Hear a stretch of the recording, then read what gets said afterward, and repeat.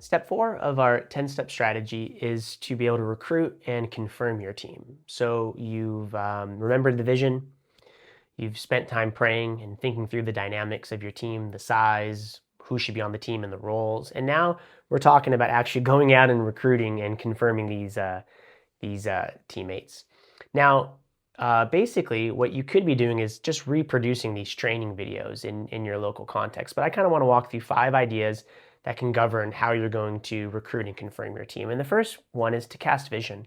Like when you go to your ministry setting, your friends, the people in your small group, I think the first step is to cast vision. Like, why does this moment matter? Cast vision about the Great Commission and about how we don't have to go, but God's bringing them to us. Cast vision about the shrewd manager. Cast vision about how Jesus says the harvest is plentiful, but the workers are few. Cast vision to what God is doing. Give them the big picture. But then second, like we can't just stay at the big picture. We need to explain the strategy. So we need to get more specific. When we're recruiting team members, we want to give them the vision, but we want to give them the strategy. Like, how is the vision going to be accomplished? So there, I'd encourage you to show them the website.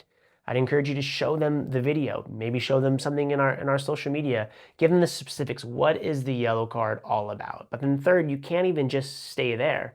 When we're recruiting people to do a job, we need to be really specific. Like third, define the ask. You know, this mission is multifaceted. It involves street evangelism, church evangelism, personal evangelism. There are a lot of opportunities, a lot of different assignments that we can engage in. So at this point, you might not need to know exactly what the assignment is that your team will do, but you need to be really definite in the ask. What are you asking your potential teammates to do? And then fourth, as we all know, we need to give people deadlines, right?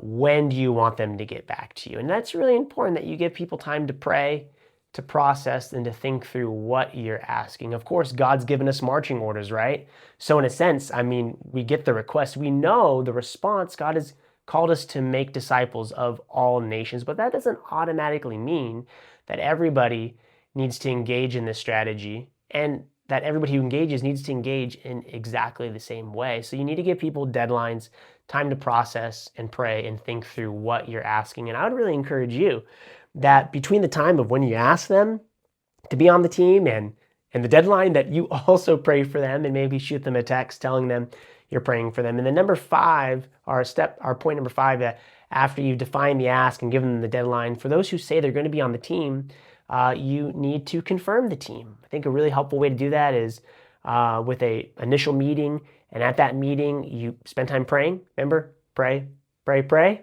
You put on the calendar your team meetings and you begin assigning prep work that's going to help give context to what your assignment is going to be. So after identifying the team, you need to recruit and confirm the team. And I think these are 5 helpful steps that can help you do that.